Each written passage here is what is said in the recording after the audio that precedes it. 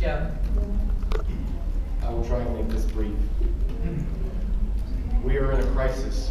We in Florida are in an ADAP crisis. This is a $94 million program, and this crisis was preventable.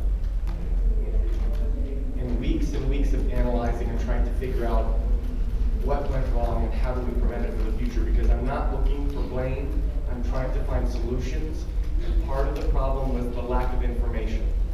We saw trend data that shows that this problem started 3 years ago, but no one knew because we haven't had consistent data and reporting from the ADAP program.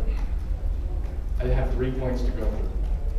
One, I would like to see the projection formulas you're using to calculate out the cost for clients that comes up with a $16 million deficit.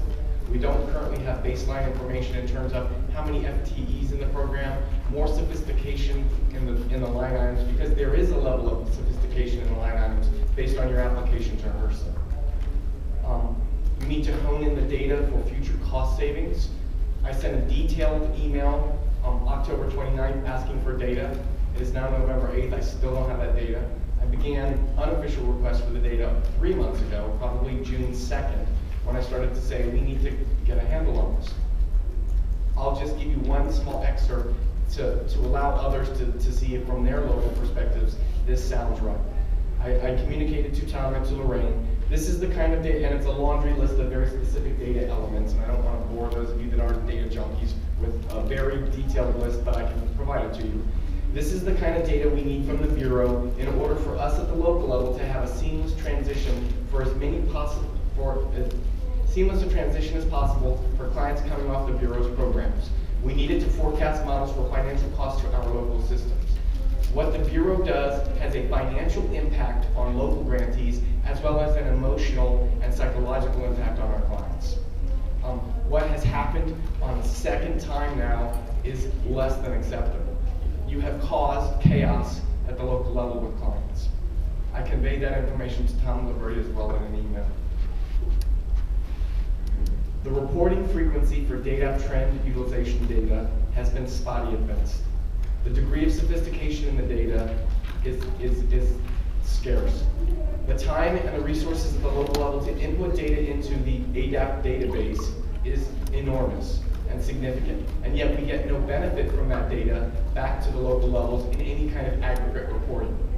Again, I will state, as I state to every Bureau person, we are not asking for client-level health information. We are asking for aggregate-level trend data for our areas to be able to use in planning purposes. We are supposed to be your partners, and this is the second time we have you make decisions, give them to us with no time to turn around, and we simply have to react to them. 2 years ago, a work group did not meet and was transformed. 2 years went by without a single meeting. During that time, this crisis developed. This group was not kept aware of the activities that were occurring in the ADAP program. We understand your intent to try and not to worry people and to try and fix it internally so the outside doesn't know, but we are not the outside. We are your partners. These are our clients. These are your clients. We're supposed to be working together. This is the second time in a row where the Bureau has made a decision based on their own internal information without meaningful participation from local levels and other grantees. Bringing people together to tell them what you've done is not a partnership. Again, I will ask, we need this data and we need it now. There are a number of us in here that have expertise in areas that could have been assisting you all along had you simply reached out and communicated. So I'm going to ask this group, since you are responsible for patient care and access to life-saving medications is the most important thing you could be doing, that you need a realistic, meaningful report from ADAP at this body, not just the ADAP work group, because that's supposed to deal with technical issues and technical detail. But this should be the check and balance so that you can say, look at these alarming trends that are happening, how do we fix it? 3 years ago, we could have made this so that this never happened. That's what I'm frustrated about. And we are still asking for data. We should not have to ask for data in the great state of Florida, which is governed in the sunshine. This is data used federal funds and should be shared willingly with all of your care partners so that we can all make better decisions. As a group, we make better decisions. As a group with meaningful data, we make the best decisions. Joe is... Thank you, Joe.